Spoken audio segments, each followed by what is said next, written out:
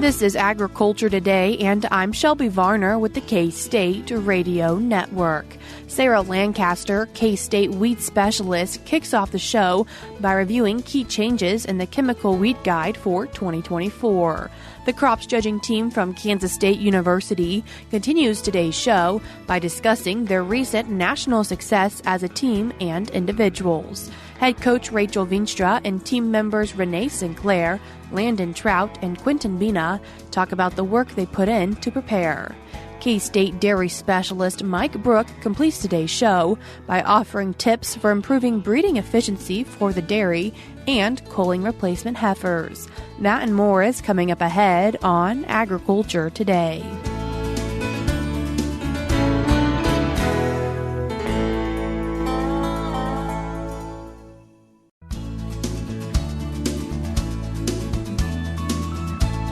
You're tuned into Agriculture Today, and we start our Tuesday show discussing the 2024 Chemical Wheat Guide. And then to talk about some of the changes within the guide is K-State wheat specialist Sarah Lancaster. Sarah, thanks for joining us today.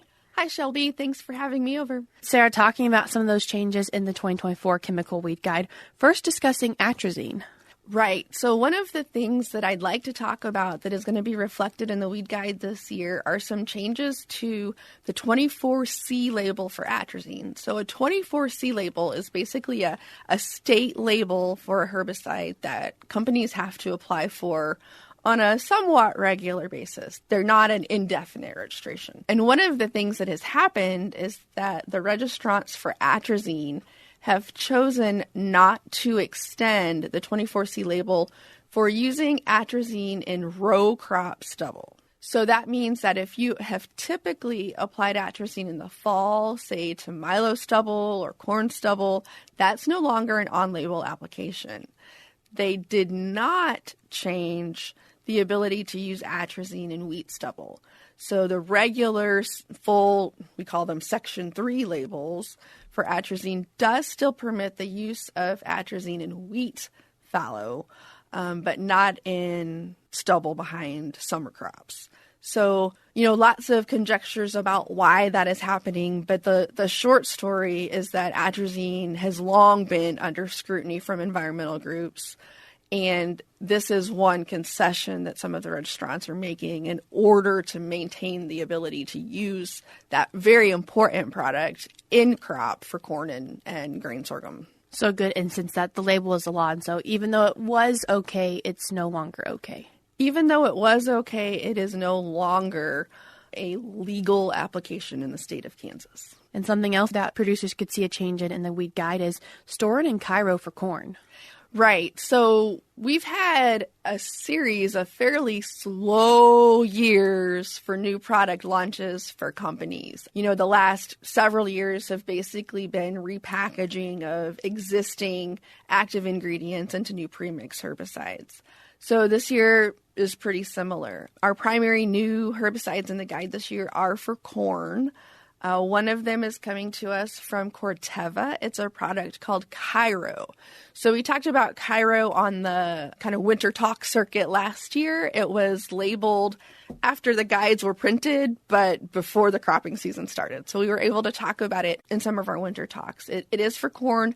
It is a post-emergence herbicide. So it's fairly similar to Resicor. So I'll explain that here in just a minute. The active ingredients in Cairo are acetochlor, which is harness, clopyralid, which by itself would be stinger. And so those two are pieces of Resicor.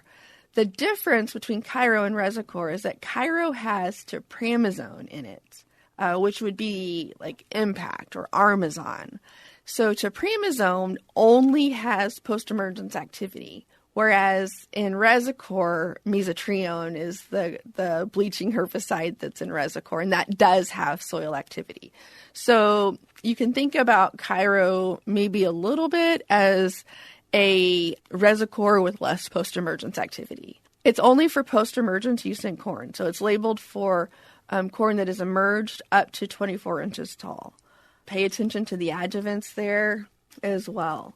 But Cairo is one new option. Then the other option is a product called Storin. So Storin is a new product coming out from Syngenta. It is a lot like Acuron, but it has a kick, okay? So the active ingredients in Storin are bicyclopyrone, which is not a product by itself in row crops, mesotrione, so Callisto, S-metolachlor, so that would be dual, right? And so there you have, if you add atrazine there, you have Acuron. And then what they've done is they've added pyroxasulfone or Zidua.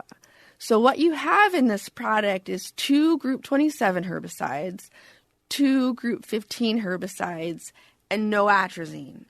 Okay, so why would a company design a product like this? I think this is important to talk through because it will help farmers, I think, to build good pre-emergence herbicide programs no matter what products they choose to use. So why would a company want to build a product like Storin? We have duplication of our 2 most effective herbicides for residual weed control of palmer amaranth and corn, being the group 27s and the group 15s. So group 27s would be mesotrione and bicyclopyrone, and then the group 15s are pyroxasulfone and S-metolachlor. So we've got duplication there, which is really important because as we think about herbicide resistance management, one of the key things is if you're going to kill a weed with a herbicide, you have to kill it twice in each application, okay? And so no matter what the resistance profile looks like there, we're killing it twice with a group 27 herbicide, and we're killing it twice with a group 15 herbicide.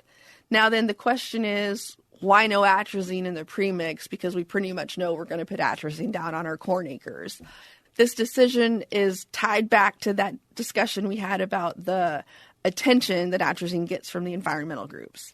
Okay, so we should expect changes in the atrazine labels that cause us to be more site-specific in our rate. So, we may not be able to use the same rate across all of our acres because of soil textures and land capabilities and things of that nature. So this allows farmers a premix for most of what they need, and then they can add the appropriate amount of atrazine as they plan the rest of their herbicide program. So changes in corn a little bit, but not a ton of new products, no exciting new active ingredients to talk about. So someday we expect to have some at least new to our market active ingredients in some of these products, but not this year. Is there something similar for that in wheat then? So we did have a new product in wheat as well. That's a herbicide called Tarzec. Again, not a brand new herbicide in terms of, just hitting the market here in December or January. But Tarzec is similar to a lot of the wheat herbicides that Corteva has released recently, in that one of the key components is a herbicide called haloxafen methyl. So when it's packaged by itself, haloxafen methyl is Elevore. It's a group 4 herbicide, a plant growth regulating herbicide. So it's going to act similarly to 2,4-D or dicamba. Okay, so all that curling and stuff that's mostly effective on broadleaf weeds. Haloxafen, its kind of niche is in mare's tail or horseweed control. So if you have fields that you have a problem with horseweed, that can be a good one. Anything that has haloxafen. It's generally pretty good on mustards. So the other component of Tarzec then is pyroxalan, which is Powerflex. So this is a grass herbicide.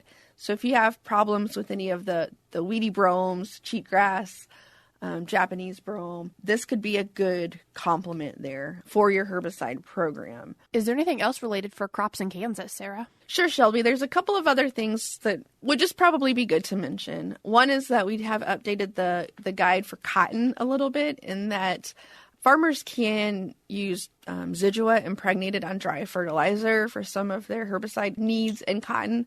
And so we've updated the guide to reflect that. So that's a tool that cotton growers could really benefit from. And one other way that we needed to update the guide this year was just to reflect some naming changes. We have some of those every year, minor tweaks in rates and things like that. or naming or just the minor changes. So one of the minor changes this year that actually affected several places in the guide was the decision to rebrand some of the Amazamox products. So we talk about Amazamox as being the herbicide for the clearfield crops. It used to be labeled as Raptor for soybeans and alfalfa.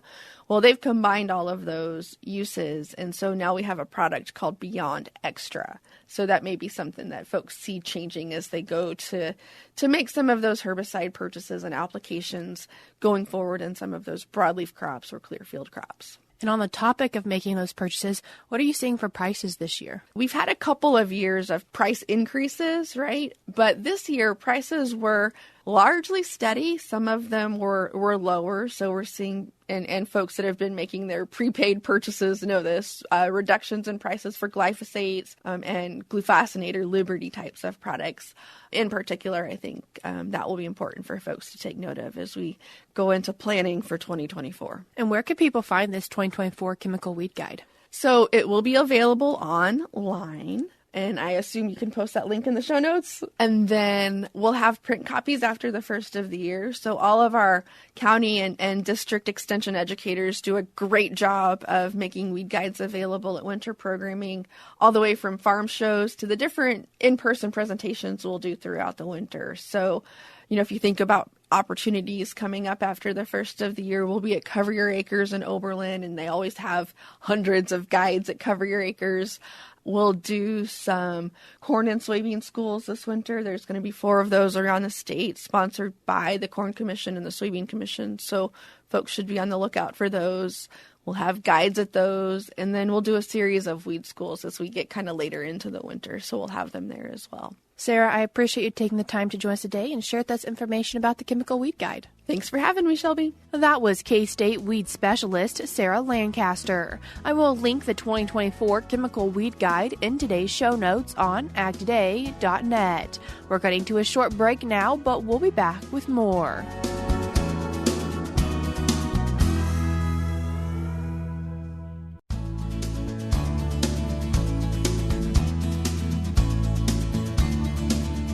You're tuned in to Agriculture Today, and we continue our Tuesday show discussing the success of the 2023 crops judging team here at Kansas State University at the Kansas City American Royal Collegiate Crops Contest and the Chicago Collegiate Crops Contest. And Rachel Veenstra, as the head coach of this team, what is first the history of K-State's crop judging team? Yeah, so it's a really neat legacy to be a part of.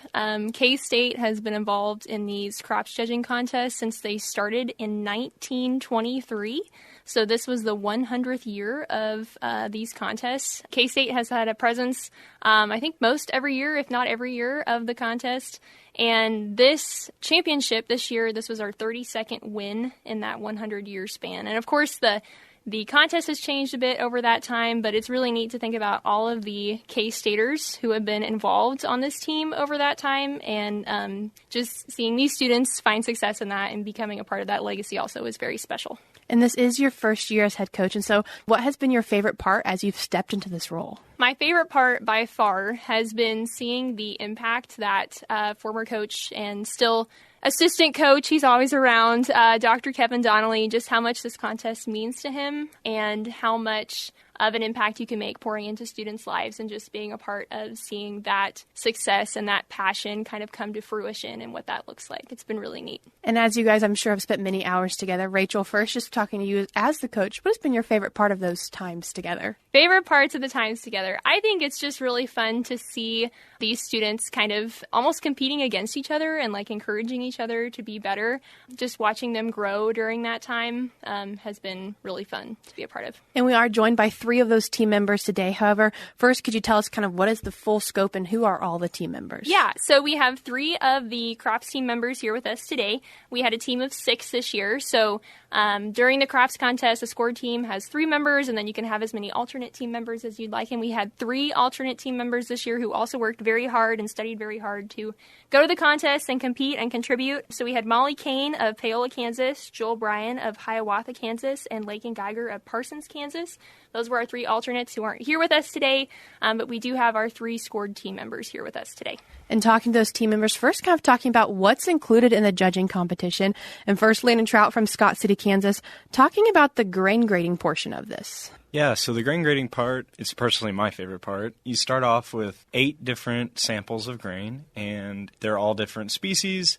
And you go through and you pick out admixtures, and you're trying to get a commercial grade for it. So it's the same thing that the Federal Grain Inspection Service would do at the ports when they get like a shipment of grain. They would go through and pick out whatever's in it and give it like a quality grade, basically, is what we do. And we do 7 different crops, but we get 8 different samples. That's my favorite part. And talking about another portion of it, Renae Sinclair from Alamosa, Colorado, discussing what is the seed analysis portion of this.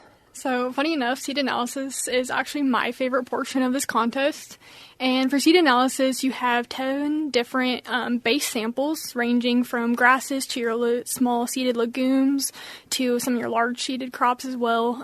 So such as like alfalfa, wheat, you can even have like soybean, bunch of different crops. Most of the time they're all different. And then from then you have admixtures in them. So there's a minimum of 4 seeds of admixtures, so you can have all kinds of different crops, and then prohibited noxious weeds, restricted noxious weeds, and common weeds. And what we have to do is we have to find those seeds in the sample, classify them, and write them all down, put them in their respective category. And that's part of just like the quality. So for your certified seed, all your different categories of seed that people sell, that's kind of the purity of it. And so that's what we do for that portion of it. And talking about the last part of this crops judging competition, we have Quinten Bina from Pilsen, Kansas. And Quinten, what does the identification portion entail? So it pretty much entails exactly what it's called.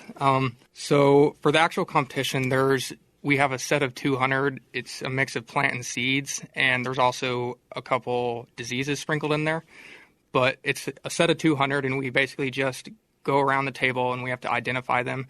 When we're practicing, there's actually, I don't know how many we actually have. It's well over 200. A lot. Yeah, a lot. But no, that's a really fun competition because not only do we have to identify the plants and seeds, but there's also a bunch of different varieties. Like, so in wheat, we have the red wheats, the white wheats. There's different types of corn. It's a real fun competition because you actually have to get your lens out and look really hard at what each plant seed is. And we have to spell and capitalize everything correctly. Sounds like a lot of fun. Remember, we have to spell things correctly. And before we talk about the individual success, obviously the team put in a lot of effort together. And so what is some of that work that you have to do to prepare for this competition? So each week we do weekly sets, and towards when you get closer to the competitions, mostly after regionals, we start doing 2 competitions a week for practice. And it's a lot of hours that we put into it, probably at least 6 hours a week that we put into studying.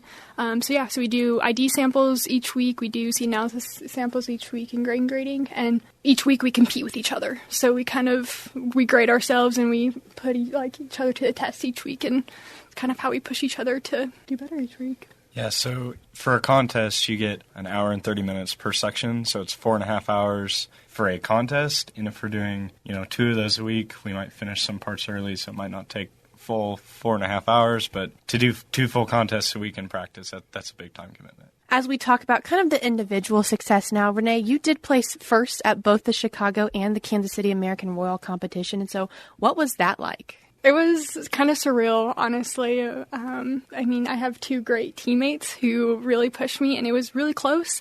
I love it. I love the attention to detail that this contest brings. I love the identification side of it, and yeah, it's really amazing. It's kind of showed that hard work paid off and pretty awesome. And as you look forward, how do you hope to use things you've learned with this team in your future? Well, one of the main things that I'll definitely use a lot is identification. So going into consulting, it's a lot of field scouting and out in the field identification piece is a big thing of it.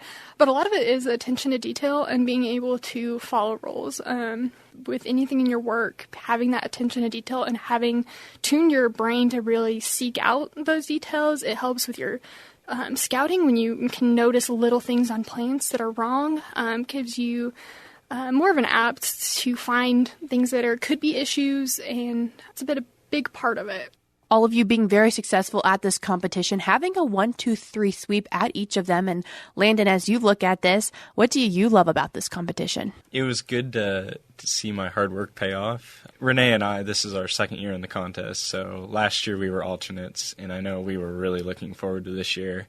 How do you hope to use this in your future? Right now I'm looking at doing a graduate program, and I feel like the crops contest has given me a little more perspective on how much agriculture there is, even outside of like the United States. A lot of the crops that we get to identify are things that I've never seen before in Kansas, and it kind of broadens your horizons a little bit. So that's kind of what pushed me to want to further my education in agriculture and go and getting a graduate degree. So I feel like that's how that has impacted my future. And continuing the success of this team, Quinten, what was your favorite part of this competition and taking the time to work on this? My favorite part, I got to meet a lot of really cool, really good people doing this competition. I mean, I wouldn't be at the point I am right now without them.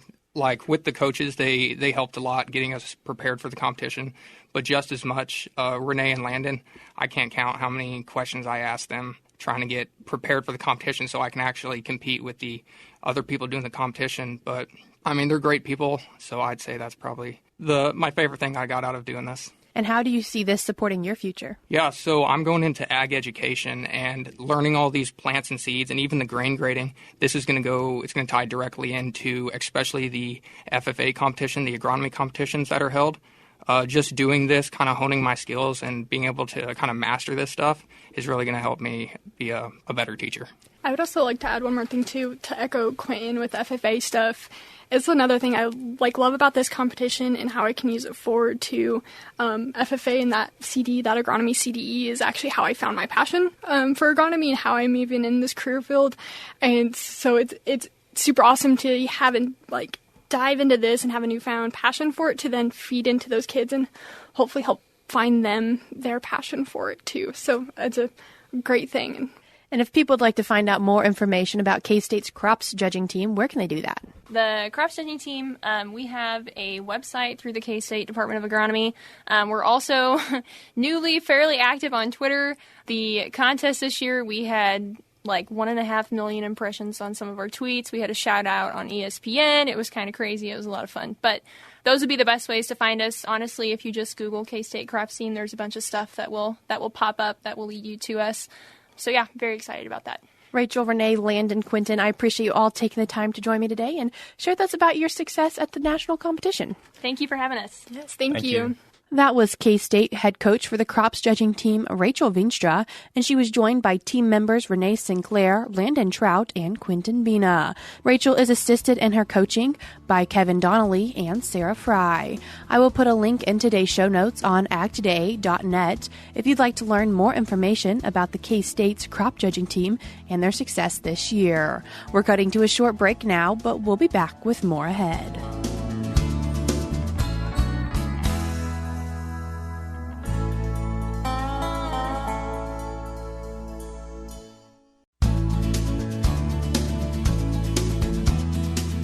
This is Agriculture Today. Along with Shelby Varner, I'm Jeff Wickman. We end today's program with this week's milk lines. Dairy farmers have been reducing the number of replacement heifers by increasing efficiency of the number of heifers they produce and selectively culling the herd. K-State dairy specialist Mike Brouk shares some tips today for improving breeding efficiency and making sure that heifers become inseminated on time, as well as what to consider when culling the herd becomes necessary. Today I'd like to visit with our Kansas dairy producers concerning the reproductive rates in their replacement heifer program. Many of you have already increased the efficiency of your dairy heifer replacement program by reducing the number of heifers that you actually produce. Many of you are using sex semen now, so you've reduced the number of heifers that you're bringing into the herd, and you're able to market those crossbred calves to the feedlot industry. So it has improved our income stream and also reduced our expense in raising heifers. Now, as we've done that, one of the things that comes to mind is that we need to be more efficient about breeding these heifers and making sure that they actually become inseminated on time. So as we think about that, there's a couple of things to consider. Number one, first service conception rate becomes extremely important. On our virgin heifers, our first service conception rate should be 50% or greater. Even if we're using some sex semen in those situations, we still should achieve a first service conception rate of at least 50%. Now, here's the next item that we need to think about. When will we actually re-inseminate heifers that did not conceive on the first insemination? Well, that all depends on how we're running our pregnancy detection program and how often we're actually doing that. We can detect pregnancy very early. So if we are using these tools to detect pregnancy, at least by 21 days, if not by 25 days of post-insemination, we should consider how we can shorten that interval so that we can rebreed open heifers quicker. This will reduce the age at conception and reduce the age at first calving, again, improving the efficiency of our overall program. Now, as you consider which heifers that you maybe want to cull prior to breeding, there's some important information that you might want to consider as we look at that. First, as you look at those animals that had a disease issue, let's say maybe they had pneumonia as a younger heifer, even back as far as 2 months of age, how is that going to affect their future in your dairy herd? Well, some studies that have been done have actually shown that those heifers that suffer from pneumonia early in life will have a less likely chance of remaining in the herd. In fact, there's about a 20 to 25% difference in the retention rate of heifers that have developed pneumonia versus those that did not develop pneumonia in terms of making it through their first lactation. How about scours? Many of you probably have seen some scours in your herd. Does that have an impact on longevity? Yes, it does. Another study shows only about 66% of the animals that suffer from bouts of diarrhea as calves will actually survive through their first lactation. So as you're trying to make culling decisions as to which heifers you might want to breed, you might want to take a look at your health records on your younger heifers. And if you need to reduce that heifer herd just a little bit more prior to breeding, maybe cull out some of those animals that have been sick prior to that, whether it be from pneumonia or whether it be from scours. Again, these heifers tend to stick around our herd for a shorter period of time than those animals that were healthy. This is Mike Brouk with K-State Research and Extension, encouraging our dairy producers to carefully consider which heifers they should be breeding and trying to improve the efficiency of breeding of our heifers. Thanks, Mike. And this reminder to listen to Agriculture Today anytime, go to agtoday.net where you can listen on demand and find links to subscribe to the podcast via Apple Podcasts and Google Play. That's agtoday.net. And that'll do it for this edition of Agriculture Today. For Shelby Varner, I'm Jeff Wickman. This is the K-State Radio Network.